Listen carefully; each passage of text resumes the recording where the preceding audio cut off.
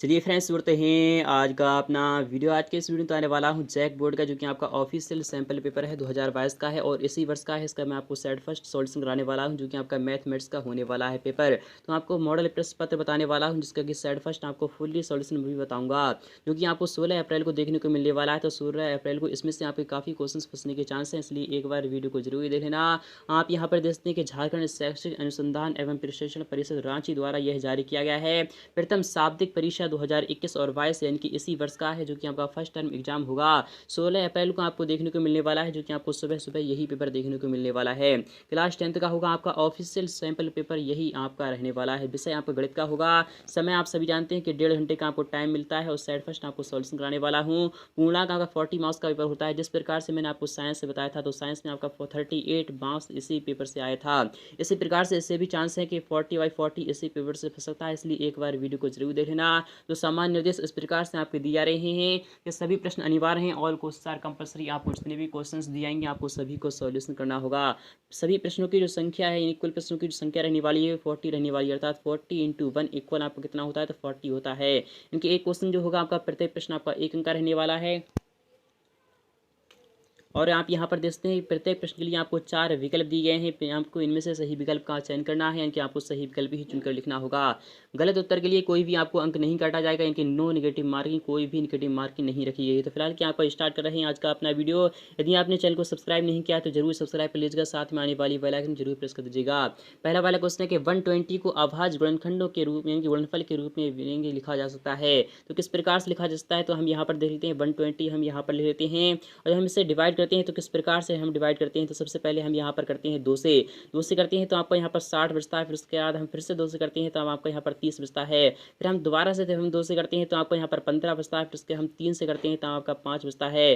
तो आपका क्या निकल कर आता है कि 2 × 2 और यहाँ पर फिर गुणा 2, आपका पहला वाला ही ऑप्शन राइट हो चुका है। 2 × 2 × 2 × 3 × 5, इनके पहला वाला ही ऑप्शन आपका बिल्कुल ही सत्य हो चुका है। पहला वाला ऑप्शन आप यहाँ पर लगा दीजिएगा। सेकंड वाले की बात करें कि 306 तथा 657 का महत्तम समावर्तक, यानी जो आपका एडसेफ जो है वो आपका 9 दिया गया है और 306,657 का आपको लघुत्तम समावर्तक आपको निकालना होगा। फिलहाल कि जब मैंने इसे निकाला है तो सॉल्यूशन किया है तो 22,338 आ जाए। मैं आपको सॉल्यूशन भी इसका करके दिखा रहा हूँ। चूंकि हम जानते हैं दोनों संख्याओं का गुणनफल इक्वल कितना होता है, तो एडसेफ गुणा एलसीएम होता है। तो 306 यहाँ पर कितना आ जाएगा, 306, और यहाँ पर कितना आ जाएगा आपको, यहाँ पे गुणनफल में कितना आ रहा है, यहाँ पर कितना आ रहा है, तो 657 है। इक्वल में आपका कितना होता है, तो एडसेफ गुणा एलसीएम होता है। तो एडसेफ आपका कितना है, तो 9 है, और एलसीएम हमें क्या करना है, निकालना है। तो एलसीएम इधर आ जाएगा। तो एलसीएम इक्वल क्या आ जाएगा, तो एलसीएम इक्वल जो आएगा आपका, तो 306 और यहाँ पर बटे में, यानी कि 306 आ जाएगा यहाँ पर, और यहाँ पर 306 आ चुका है और गुणा में आपका 657 आ चुका है, और यहाँ पर बचेगा आपका 9, बटे में कितना आ जाएगा, तो 9 आ जाएगा। तो हम 9 से काटते हैं तो आपका कितना बचता है, 9 3 17 जाता है। 3 से 3 बचा है तो 3 3 9 4 36 होता है। इस प्रकार से 657 और यानी कि 334 के यानी कि यहाँ पर क्या कह रहा है, 657 और हम 300 यानी कि 34 के जो हम मल्टीप्लाई करते हैं तो आपका जो आंसर मिलकर आता है, निकल कर आता है, तो 22,338 ही निकल कर आता है। इसलिए आपका विकल्प यहाँ पर बी वाला बिल्कुल राइट हो जाएगा। 15 और 25 से आपको ऐड से निकालना होगा। क्या करना है आपको, फाइंड क्या करना है, महत्तम समावर्तक निकालना है। तो 15 का जो हम महत्तम समावर्तक यानी 15 का जो हम अभाज्य गुणनखंड करते हैं तो यहाँ पर क्या आता है, 3 × 5 = 15 आता है। और हम 25 का करते हैं तो यहाँ पर क्या आता है, तो यानी 5 × 25 होता है, क्या होता है, 5 × 5 होता है। यानी तो आपका विकल्प पहला वाला राइट हो चुका है, क्योंकि जो कॉमन फैक्टर होता है उसी को हम क्या कहते हैं, एड से कहते हैं। तो आपको यहाँ पर 5 और यहाँ पर 5 दिखाई दे रहा है, इसलिए सही यही आपका क्या हो जाएगा, तो आपका एसएफ हो जाएगा। तो आपका विकल्प यहाँ पर पहला वाला राइट हो चुका है। नेक्स्ट की बात करें, एक प्राकृतिक संख्या का अभाज्य गुणनखंड उसके इनके गुणनफल के यानी क्रम को छोड़ते हुए क्या होता है, तो आपका अनेक क्या इनके अद्वितीय होता है। नेक्स्ट की बात करें, द्विघात बहुपद क्या होगा जिनके शून्यकों का योग √2 और गुणनफल आपका 1/3 है। तो चूंकि हम जानते हैं जो है इनकी बहुपद जो होता है वो इस प्रकार से होता है, क्या होता है, एक्स स्क्वायर होता है प्लस में आपका अल्फा प्लस बीटा, इनके क्या होता है, तो अल्फा प्लस बीटा यानी शून्यकों का योग होता है। और यहाँ पर इनके √2 है, यहाँ पर n2 में s होता है, और माइनस में क्या होता है आपका पहले मैं आपको यहाँ पर दिखा रहा हूँ। यहाँ पर क्या होता है, एस स्क्वायर होता है, फिर उसके बाद आपका जो होता है माइनस में होता है अल्फा प्लस बीटा होता है, और यहाँ पर इन टू में s होता है, और यहाँ पर प्लस में अल्फा बीटा होता है, क्या होता है, अल्फा बीटा होता है। तो एस स्क्वायर के स्थान पर आपको स्क्वायर रखना है, माइनस का अल्फा प्लस बीटा है, शून्यकों का योग कितना है, तो √2 है। 3√2s हो जाएगा और प्लस में आपका कितना है तो 1/3 है तो 1/3 है। हम 3 से इधर मल्टीप्लाई करेंगे तो आपका 3s² हो जाएगा, माइनस का 3√2s हो जाएगा, क्या हो जाएगा माइनस का 3√2s हो जाएगा और यहाँ पर प्लस में आपका क्या आ जाएगा तो 1 आ जाएगा, अर्थात ऑप्शन में आपका यहाँ पर बी वाला बिल्कुल ही सत्य हो चुका है। और यहाँ पर बात करें क्वेश्चन इसकी वो इस प्रकार से आएगा, यदि a² प्लस का bs प्लस c इनके c के शून्य अल्फा और बीटा है तो अल्फा प्लस बीटा का मान आपका क्या हो जाएगा तो माइनस का v/a होता है, क्या होता है माइनस का v/a होता है। ऑप्शन नंबर आपका पहला वाला बिल्कुल ही सत्य हो चुका है।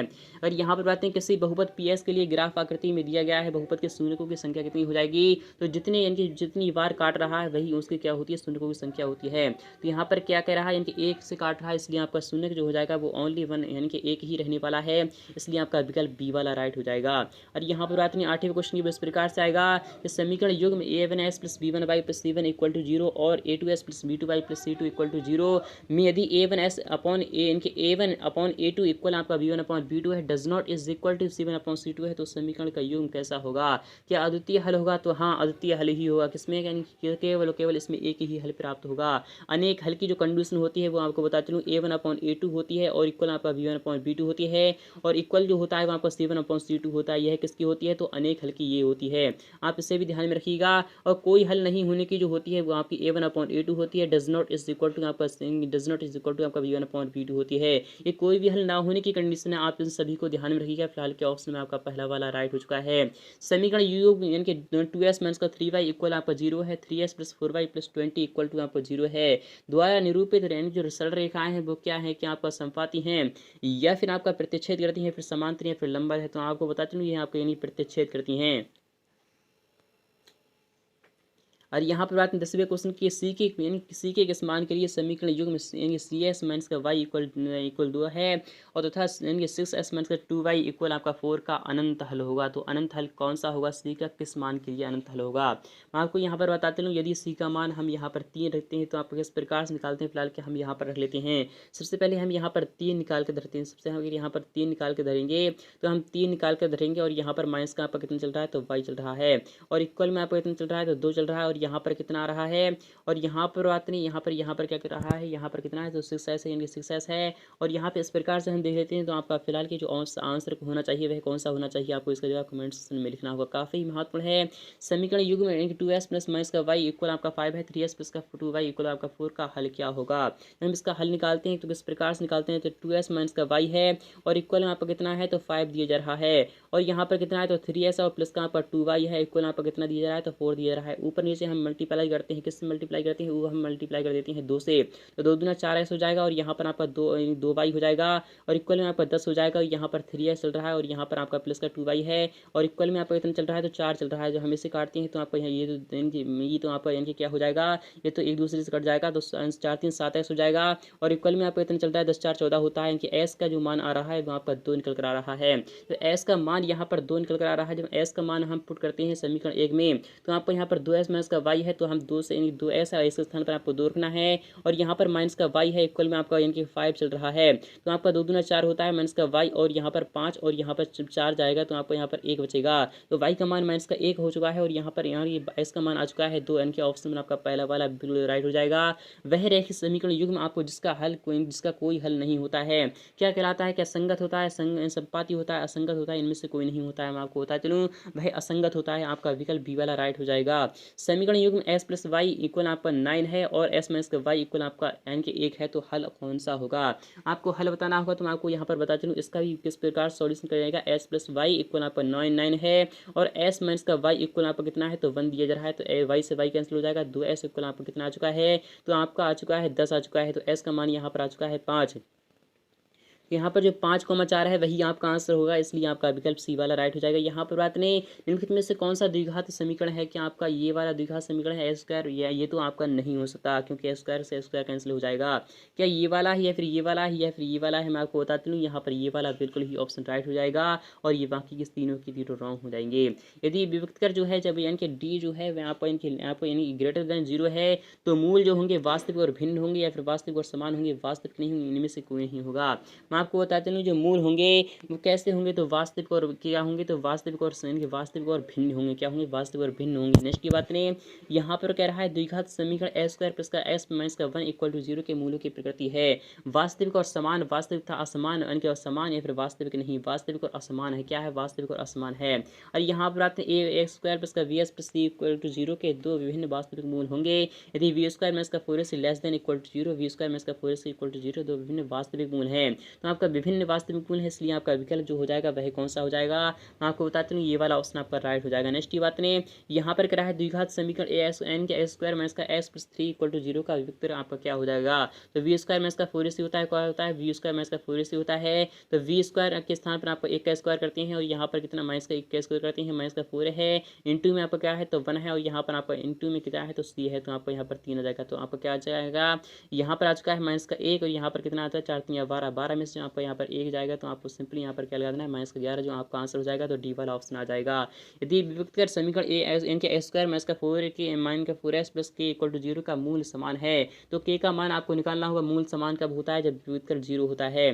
तो वी स्क्वायर माइनस का 4ac इक्वल टू आपका कितना होता है तो 0 होता है, तभी मूल जो होते हैं वो समान होते हैं। वी का स्क्वायर इनके माइनस का 4 का स्क्वायर करते हैं तो आपको कितना आता है तो 16 आता है, माइनस का 4 है और इंटू में आपका ए है और यहाँ पर सी है, यानी सी के स्थान पर आपको के लिख रहा है। इक्वल में आपका 0 चल रहा है, तो आपको यहाँ पर इस माइनस का 4 क्या बचा है और इधर आपका माइनस का बचा है 16 और यहाँ पर माइनस से माइनस कैंसिल हो जाएगा, 4 से काटते हैं तो आपका 4 बचता है, इसलिए आपका विकल्प यहाँ पर ए वाला राइट हो जाएगा।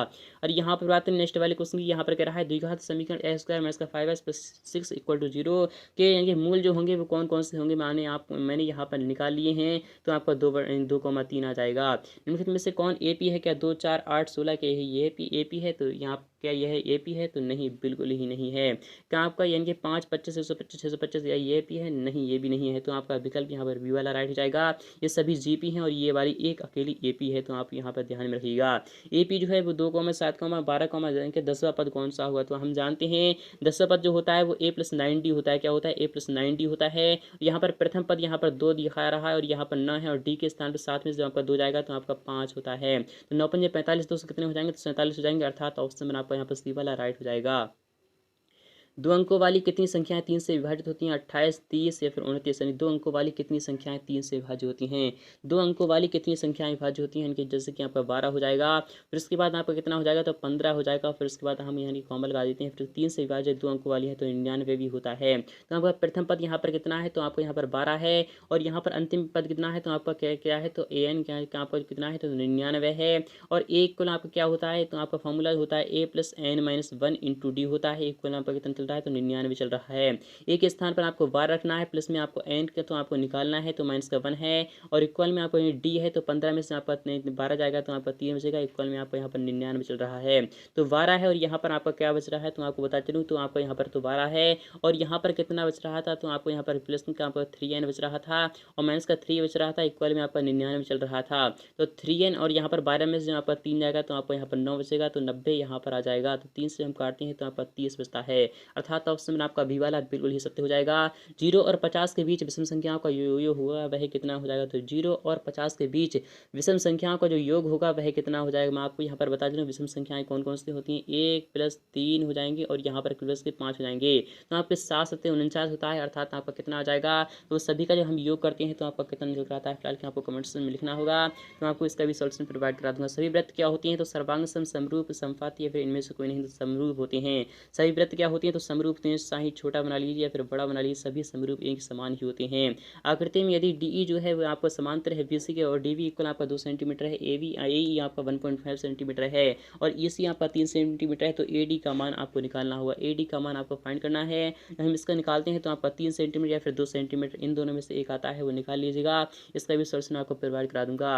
यदि दो त्रिभुजों के संगत कोण बराबर हो तो इसमें त्रिभुज के समरूप होते हैं, इसके कसौटी को किस नाम से जानते हैं, तो एस ए एन के कैसे जानते हैं, तो आपका कैसे जानते हैं, तो आपको बता दें दो त्रिभुजों के कोण क्या हों बराबर हों, नहीं किससे के जानते हैं, तो आपका आ जाएगा एंगल एंगल एंगल से, साइड एंगल साइड से, यानी कि ऑप्शन में आपका वाला राइट हो चुका है। ट्राइंगल एबीसी और ट्राइंगल पीक्यूआर के लिए कौन सा कथन सत्य होगा, तो आपको बताते लूँ कौन सा कथन आपका यहाँ पर सत्य हो जाएगा, तो आपको यहाँ पर सिंपली यानी कि ट्राइंगल एबीसी जो है वहाँ पर पी क्यू आर के है क्या है, तो पी क्यू आर हम देख लेते हैं, तो आप P Q R A B C और पी क्यू आर, यहाँ पर पी क्यू आर देख लीजिए, ऑप्शन में आपका डी वाला बिल्कुल सत्य हो चुका है।